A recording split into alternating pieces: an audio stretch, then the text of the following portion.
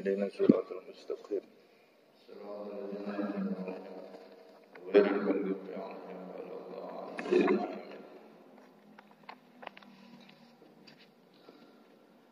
بسم الله والحمد لله والصلاة والسلام على رسول الله سيدنا محمد بن عبد الله وعلى آله وصحبه ومن والاه ولا حول ولا قوة إلا بالله. رب اشرح لي صدري ويسر لي أمري واحلل عقدة من لساني يفقهوا قولي. سدد لساني واهد قلبي بحق سيدنا محمد صلى الله عليه وسلم. دستوركم يا لدرج ويا للباطن ويا للنوبة ويا للنور. أما بعد.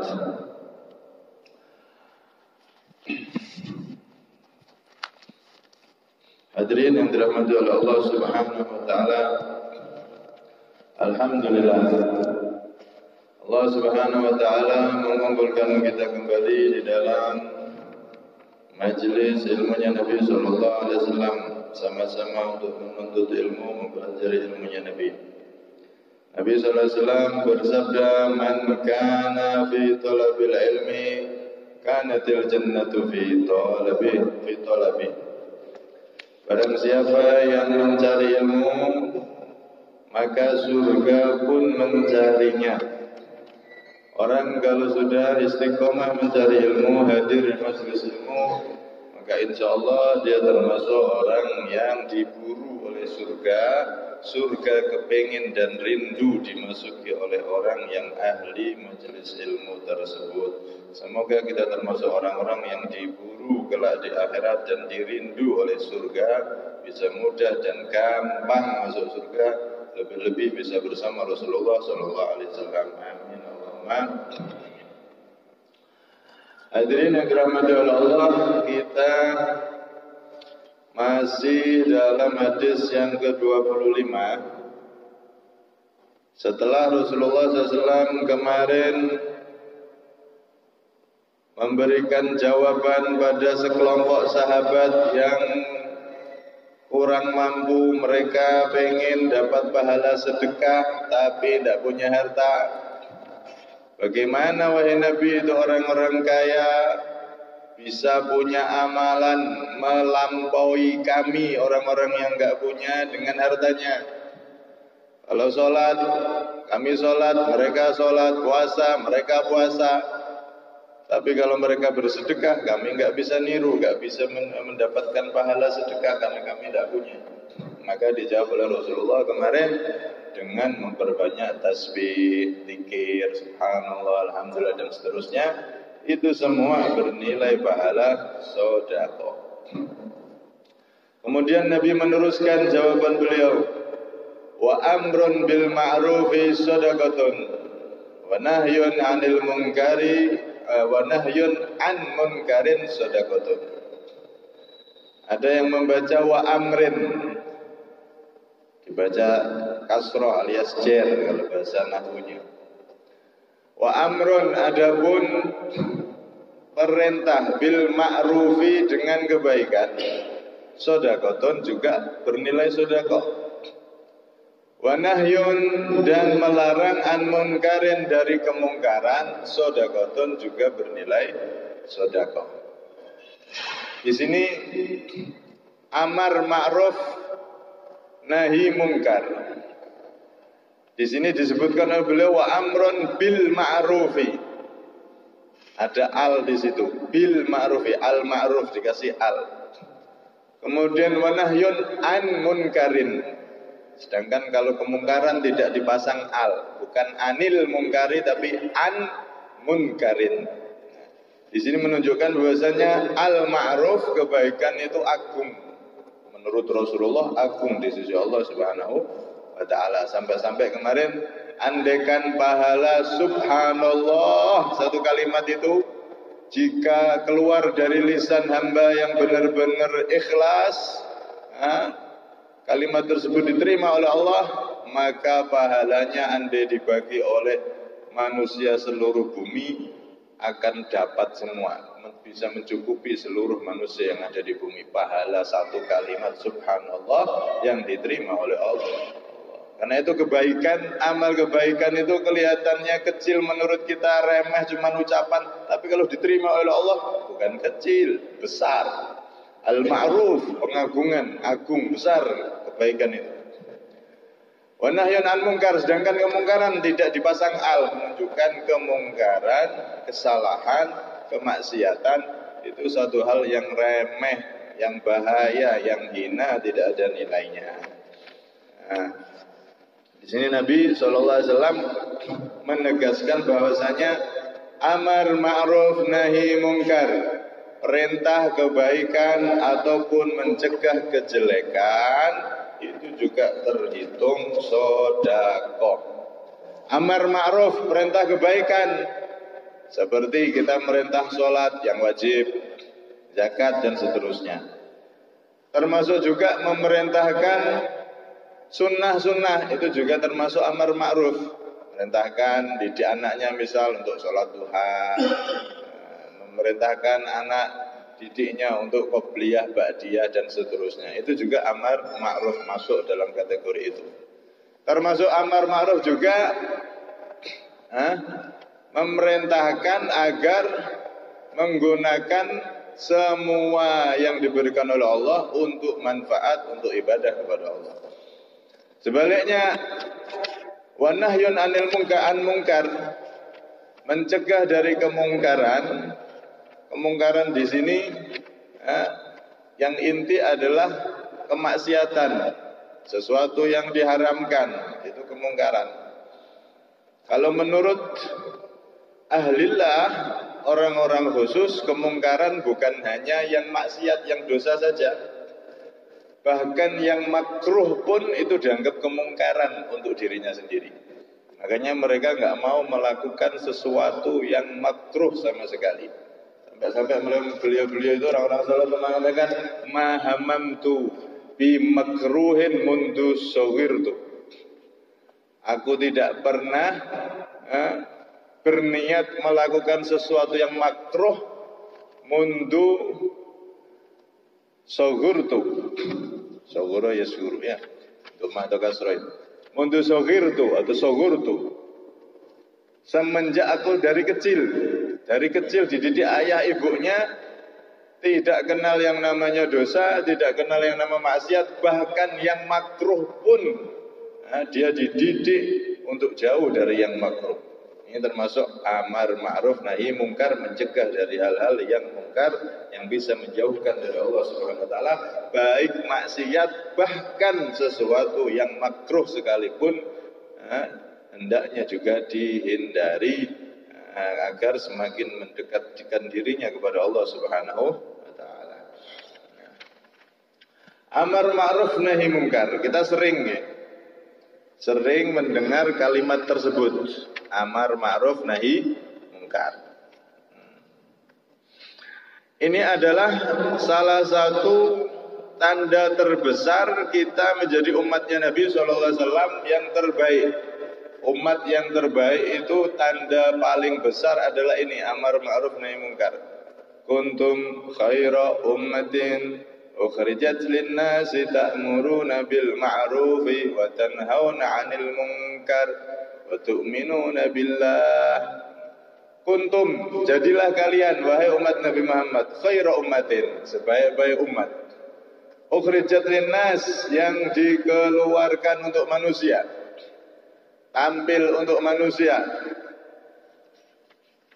Apa ciri khas daripada umat terbaik, umatnya Nabi Muhammad itu? Ta'muruna bil ma'ruf wa tanhauna 'anil munkar. Amar ma'ruf nahi mungkar, perintah kebaikan, mencegah, melarang kemungkaran, dan beriman kepada Allah Subhanahu wa taala dengan iman yang kuat, iman yang sesempurna mungkin. Itu adalah tanda umat terbaik, umat yang dibanggakan Nabi kita Muhammad sallallahu alaihi wasallam.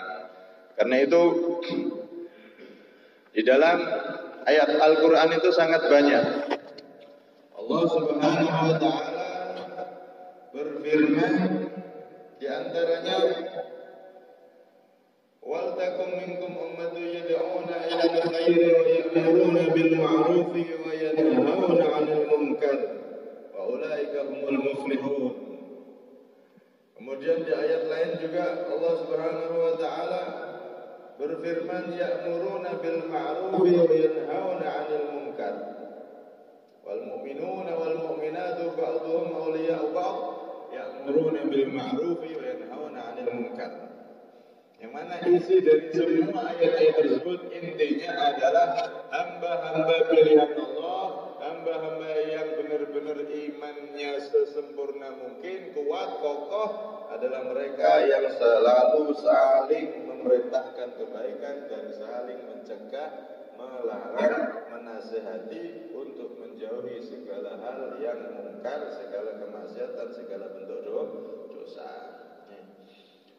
Di dalam salah satu riwayat, Sayyidina Abu Bakar As-Siddiq radhiyallahu anhu, beliau pernah berkhutbah karena saat itu ada sebagian orang yang mentafsiri ayat Al-Quran, ya ayyuhalladzina amanu alaikum anfusakum la yadurrukum man dhalla idza hadaitum, di mana ayat itu menjelaskan, wahai orang-orang yang beriman, urusi diri kalian, fokus pada diri kalian, maka orang-orang yang sesat, orang-orang yang ahli maksiat tidak akan ngefek kepada kalian, tidak akan memberi dampak bahaya, dampak negatif kepada kalian.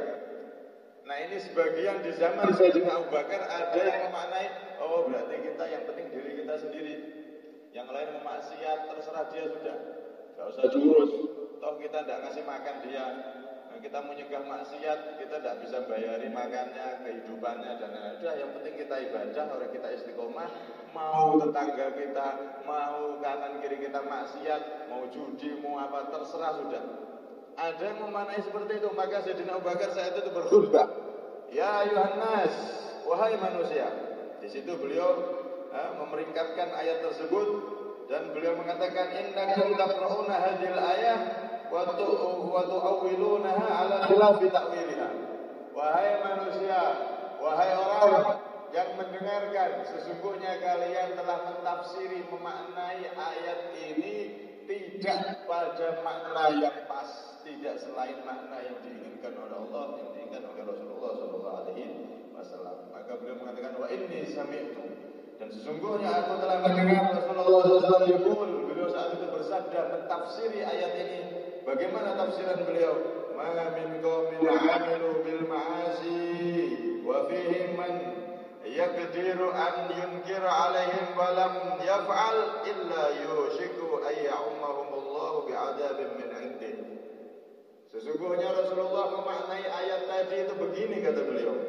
Tidak ada dari satu kaum, sekelompok manusia, mereka berbuat dosa-dosa terang-terangan di depan mata, judi merajalela, mabuk-mabuk terang-terangan di mana-mana, perzinahan terang-terangan di mana-mana, ada maksiat-maksiat di kanan kirinya, di depan matanya, tapi tidak ada satupun yang mengingatkan.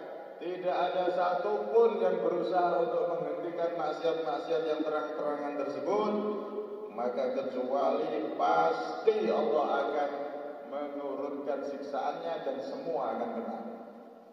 Kalau ada orang yang mampu harus melaksanakan amar ma'ruf nahi munkar. Ini tidak boleh tidak. Kemaksiatan yang sudah terang-terangan itu wajib diingatkan sesuai dengan kemampuan masing-masing. Yang ulama ingatkan dengan pakai nasihat, yang ulama ingatkan pakai dengan kekuatannya, kerahkan itu Satpol PP atau kepolisian dan lain-lain, sehingga judi, mabuk-mabukan dan seterusnya dosa-dosa itu semuanya tidak merajalela. Kalau dibiarkan bahaya. Bisa jadi anaknya orang soleh yang tidak kenal mabuk, yang tidak kenal judi, karena lingkungannya seperti itu, lama-lama anaknya bapaknya soleh tapi anaknya berubah. Kenapa? Karena lingkungan maksiat yang terus-terus dibiarkan. Ini sangat berbahaya. Karena itu wajib setiap orang yang mampu wajib mengingatkan dengan kekuatan kekuasaan atau dengan lisan nasihat atau dengan minimal dengan hati. Harus ingkar di hati. Kalau kita lihat ada orang maksiat di tengah jalan terang-terangan, hati kita minimal ingkar. Ya Allah, maksiat kok kayak gini. Ya Allah, maksiat ini semoga hilang, orang-orangnya dapat hidayah. Minimal diingkar itu. Jangan sampai kita lihat orang judi biasa. Jangan biasa. Lihat maksiat minimal dari hati. Ya Allah, maksiat ini semoga hilangkan. Ya Allah, orang-orang yang kau beri petunjuk hidayah. Ya Allah, biar jadi orang-orang baik. Minimal di hati seperti itu. Jangan lihat maksiat dan orang mabuk biasa itu arah-arah itu. Biasa anak-anak di situ udah biarin wes biasa. Mencari siaman itu. Jangan dianggap biasa maksiat-maksiat yang terang-terangan di depan mata kita. Kenapa? Karena kalau sebuah maksiat yang terang-terangan itu dibiarkan, sebagaimana khutbah daripada Sayyidina Abu Bakar tadi, kalau masyarakat itu acuh tak acuh dengan maksiat-maksiat yang terang-terangan, kalau Allah marah, kalau Allah yang memperingatkan, nanti kena semua. Yang maksiat ya kena, yang ahli taat pun juga kena. Kalau sudah gempa bumi, apakah gempa bumi itu yang kena gempa cuma rumah-rumahnya orang yang ahli mabuk dan maksiat? Tidak. Sak kiai-kiainya kena, sak pondok pesantrennya kena. Banjir datang, bukan yang maksiat saja yang kena banjir. Sak masjidnya kena, sak pesantrennya, sak madrasahnya, semuanya kena. Kenapa? Karena kemaksiatan yang dibiarkan. Alhamdulillah dari karena itu wajib bagi kita yang mampu untuk mengingatkan. Sayyidina Aisyah radhiyallahu anha, ini hadis ngeri, beliau pernah meriwayatkan begini. Qala Rasulullah SAW, "Udiba ahlu qaryatin fiha 18,000." Allah Subhanahu wa taala itu, kata Rasulullah, pernah menyiksa satu penduduk desa, satu daerah, fiha 18,000,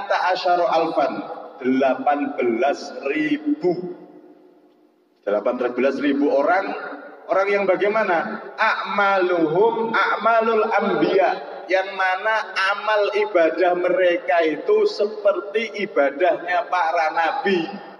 Masya Allah, top sudah ini. Ada satu daerah, satu negara, satu tempat, di situ di dalam daerah tersebut ada 18.000 orang soleh yang amal ibadahnya kayak ibadahnya para nabi. Saking banyaknya ibadah itu berarti. Ada Pak, kita jumpai wong soleh kayak nabi, ibadahnya kayak nabi. Masya Allah. Bukan 1, 2, 3, 4 orang, 100, 200 orang, 18.000 di daerah besar ini berarti. Mungkin sak kabupaten, sak provinsi. 18.000 penduduknya itu amal ibadahnya kayak para nabi. Cuman yang lain, yang ribuan yang lain itu ahli maksiat. Ini daerah besar ini. Yang lainnya ahli maksiat, 18.000 orang ini tidak peduli sama maksiat. Mereka urusan ibadah, ngurusi awake dhewe. Ada maksiat di depan mata, tidak ada tindakan. Subhanallah, akhirnya apa yang terjadi? Daerah negeri yang begitu luar biasa, di dalamnya ada 18.000 orang soleh yang amal ibadahnya kayak para nabi tersebut. Akhirnya semuanya diturunkan bala siksaan sama Allah. Semuanya kena. 18.000 orang itu pun kena semua. Masya Allah. Ini di daerah kita, di daerah yang ada 18.000 orang soleh yang amal ibadahnya kayak ibadah para nabi. Nah, bagaimana kalau daerah yang tidak ada satupun orang soleh yang amal ibadahnya tidak seperti amal ibadah para nabi dan maksiat dibiarkan begitu saja? Maka apa akan terjadi? Yo hancur nemen. Nah, ini di dalamnya ada 18.000 orang soleh, amalnya kayak amalnya para nabi. Itu aja nggak ada yang amar ma'ruf nahi mungkar, kemungkaran dibiarkan, judi merajalela dibiarkan, perzinahan dibiarkan, mabuk-mabuk dibiarkan, maka turun adab semuanya kena. Alhamdulillah, amin. Masya Allah. Beliau saya bayangkan ini 18.000. Subhanallah, 18.000 orang amal ibadahnya seperti nabi, para nabi. Ya Allah, itu aja turun balak kena semua. Kenapa? Karena tidak peduli dengan kemaksiatan yang sudah merajalela di depan mata. Karena itu Nah, ini harus bersinergi masyarakat sama pemerintah. Pemerintah desa, pemerintah kecamatan dan seterusnya. Jika ada tempat-tempat maksiat yang terang-terangan, maka harus ditindak, ditertibkan, dihentikan. Jangan sampai mengundang bala, mengundang bencana dari Allah Subhanahu wa taala.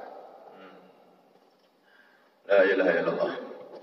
Kemudian di dalam amar ma'ruf nahi mungkar itu, di dalam kita menertibkan atau menghentikan yang namanya kemungkaran, itu ada cara yang disebut hizbah. Imam Ghazali menyebutkan hizbah. Hizbah itu menanggulangi kemaksiatan, kemungkaran yang terjadi.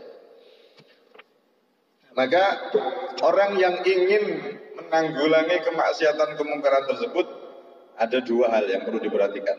Pertama, orang itu harus berusaha terlebih dahulu menjauhi maksiat yang ingin ia hentikan dari dirinya. Ada orang judi, ingin menghentikan judi, maka yang ditunjuk jadi petugas-petugas penghenti perjudian, dia harus orang-orang yang sudah enggak judi.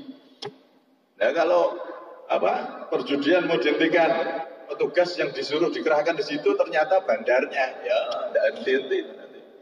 Ya sama saja kucing-kucingan nanti. Jadi yang pertama harus dipilih orang-orang yang benar-benar tidak ada hubungan di maksiat tersebut. Misalkan kepolisian, maka diambil pasukan atau perwira-perwira polisi-polisi dipilih yang mana polisi ini benar-benar bersih, tidak ada hubungan dengan maksiat tersebut. Ini yang pertama. Yang kedua, menghentikannya harus dengan cara yang lembut. Pertama harus dengan cara yang lembut dulu. Jangan langsung, ayo langsung. Jangan. Harus dengan kalau bahasa sekarang persuasif, lembut, dengan lembut dulu, dengan cukup didatangi, peringatkan, kemudian disuruh untuk berhenti dan seterusnya. Didatangi, diperingatkan dengan cara yang lembut, lembut dan sebisa mungkin kalau pemerintah ngasih solusi. Misalkan yang ahli masjid itu butuh pekerjaan, nah pemerintah ada hubungan dengan dinas sosial atau apa. Nah, nanti dihubungkan mana ada tempat pekerjaan. Dan jadi nggak cuma asal langsung langsung disuruh bubar sehingga nanti mereka akan pindah ke tempat lain, akhirnya merusak daerah lain. Tapi ditangani sekira mereka benar-benar jadi orang yang berubah. Jadi amar ma'ruf nahi mungkar itu pertama harus dengan lemah lembut, dengan arahan yang lembut sehingga mereka benar-benar menjadi orang yang pengen berubah dan benar-benar jadi orang yang baik. Dulu itu ada yang namanya Raja Al-Ma'mun.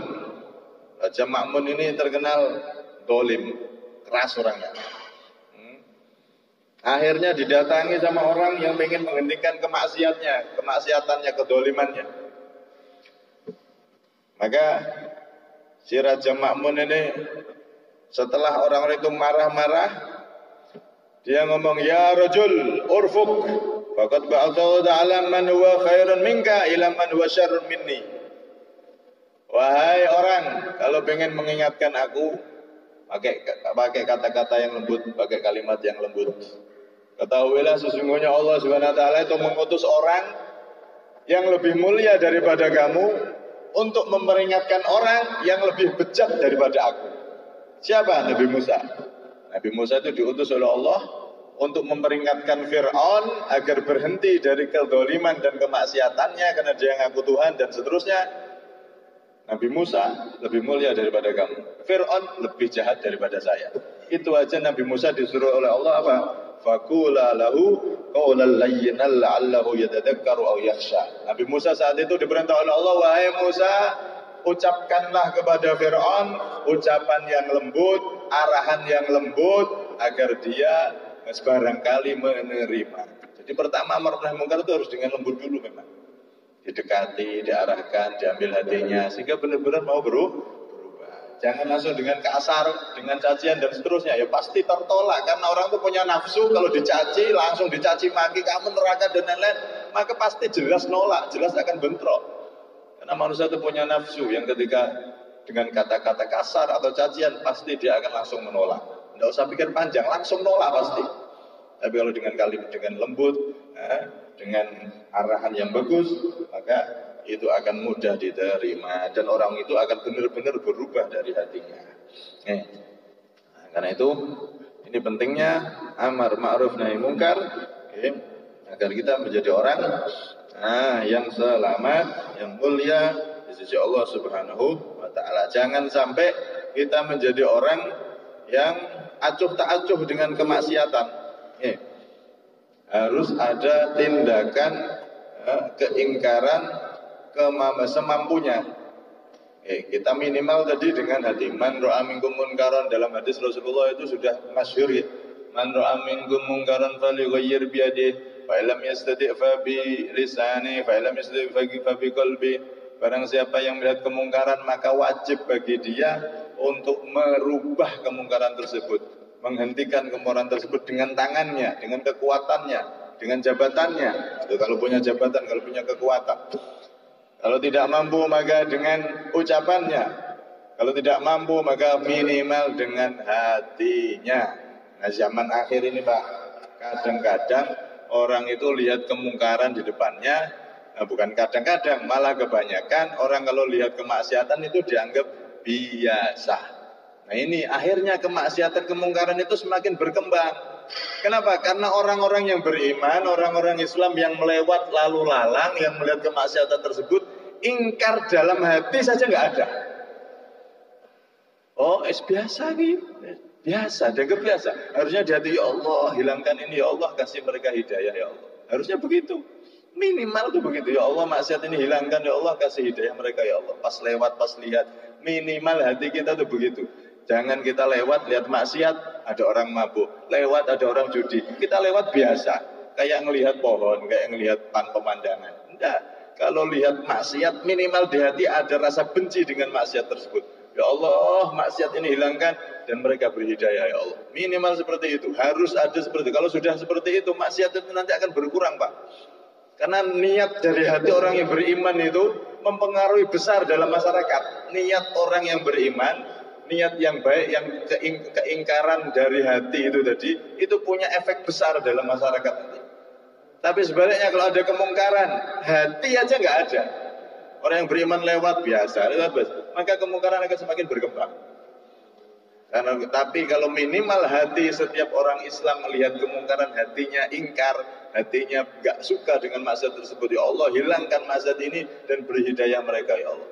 Minimal seperti itu nanti ada dampaknya, ada perubahannya. Nanti bisa jadi Allah akan menggerakkan hatinya para pemimpin, akhirnya menertibkan mereka. Itu semua ada benih-benihnya. Karena itu Rasulullah mengatakan minimal dengan hati itu adalah iman yang paling lemah. Nah dari hati, kalau ada orang dari hati orang beriman sak kampung ini banyak yang seperti itu, ya Allah kemungkaran hilangkan, maka nanti akan benih itu tumbuh dan bisa jadi Allah akan memberi hidayah pemimpin daerah tersebut, akhirnya maksiat di situ benar-benar hilang dan orangnya benar-benar bisa dibina. Jadi jangan sampai kalau kita melihat kemungkaran kita tidak ingkar. Kalau bisa dengan kekuatan, kita bisa lapor sama Pak Lurah, punya koneksi, punya pemerintah, dekat sama pemerintah dan lain-lain, lapor. Kalau tidak bisa, kita nasihati. Kalaupun nasihati tidak mau, tidak berani karena mungkin bahaya, gak kenal dan lain-lain, takut ada hal-hal yang nanti malah berbahaya, maka minimal hati, jangan sampai tidak sama sekali. Nah ini karena punya dampak di dalam hilangnya kemaksiatan tersebut. Nah, semoga kita termasuk umatnya Nabi yang selalu amar ma'ruf nahi mungkar, selalu merendahkan kebaikan dan selalu mencegah daripada kemungkaran, minimal dengan hati kita tadi itu, sehingga kita masih tercatat menjadi golongan umatnya Nabi Muhammad yang dibanggakan Nabi Muhammad dan mendapatkan pahala sedekah di setiap apa yang kita lakukan. Amar ma'ruf nahi mungkar termasuk di situ ada pahala sedekah bersedekah. Semoga kita termasuk umat terbaik tersebut yang selalu amar ma'ruf nahi mungkar dalam keluarga kita, kepada teman-teman kita dan lain-lain. Amin Allahumma amin. Kurang lebihnya minta maaf. Assalamualaikum warahmatullahi wabarakatuh.